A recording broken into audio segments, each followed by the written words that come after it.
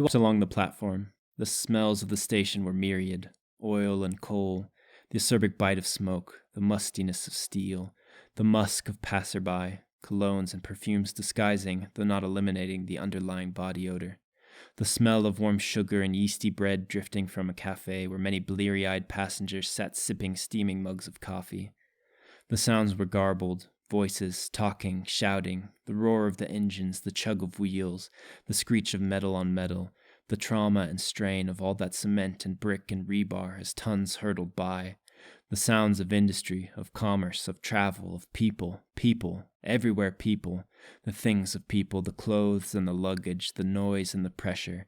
They were all passing him by, their little lives, their thoughts buzzing around the insides of their skulls, writing in the electrical wiring their experiences and the shape of their existence.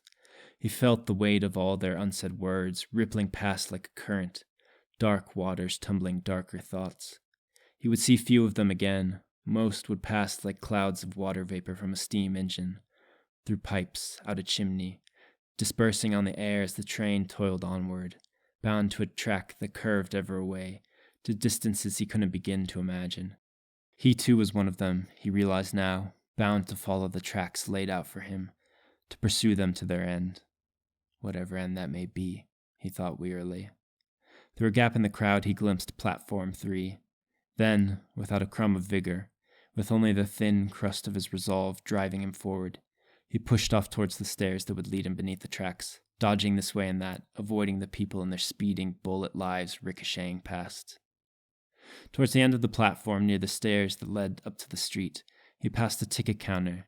There he overheard a man in a black suit complaining to the woman behind the glass. "What do you mean there aren't any trains till late into night?" he was saying, a vein in his forehead throbbing. "I have a meeting in the morning. Burnins and Stearns. Do you know those names? Do you have any idea what they mean?" "Of course, sir," the beleaguered railway employee responded, a tremor in her voice. "I'm so sorry for the inconvenience. Unfortunately, there won't be any trains till late into night or tomorrow," she said. "There might not be any trains for some days. We've only just heard this morning." She pointed to a sign over her head, which Mitsue paused to read. "Please note, all train routes servicing the Brixton Central Station to Leighton Station North have been suspended until further notice. We apologize for any inconvenience and thank you for your patience."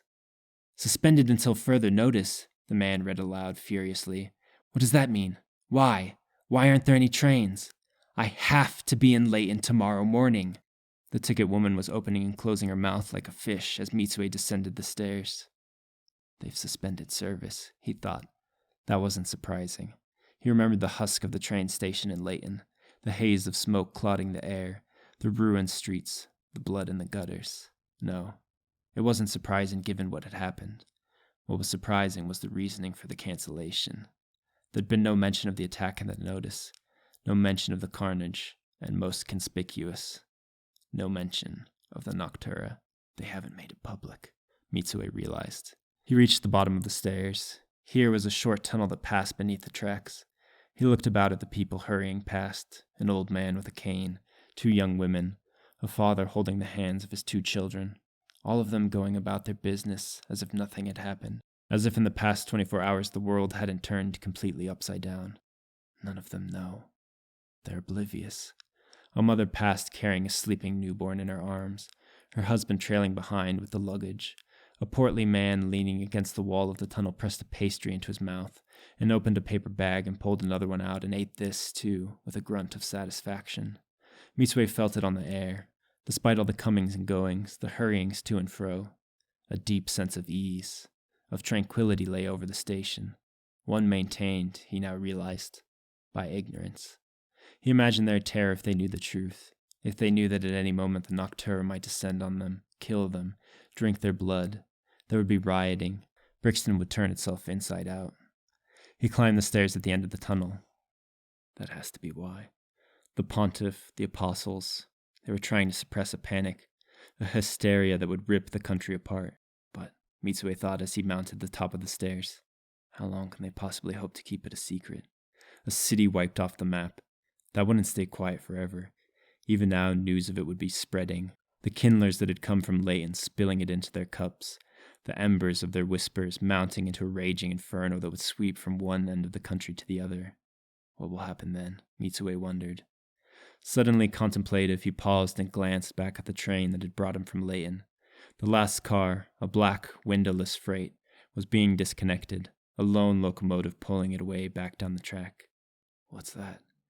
He hadn't seen it before when he boarded the train. He'd been too preoccupied. Strange, he thought. Strange that a freight car would be connected to a passenger train. He watched it for a time, but then a man nearly ran into him, and amid a string of curses he was forced to move, and when he looked again, the black freight car was gone.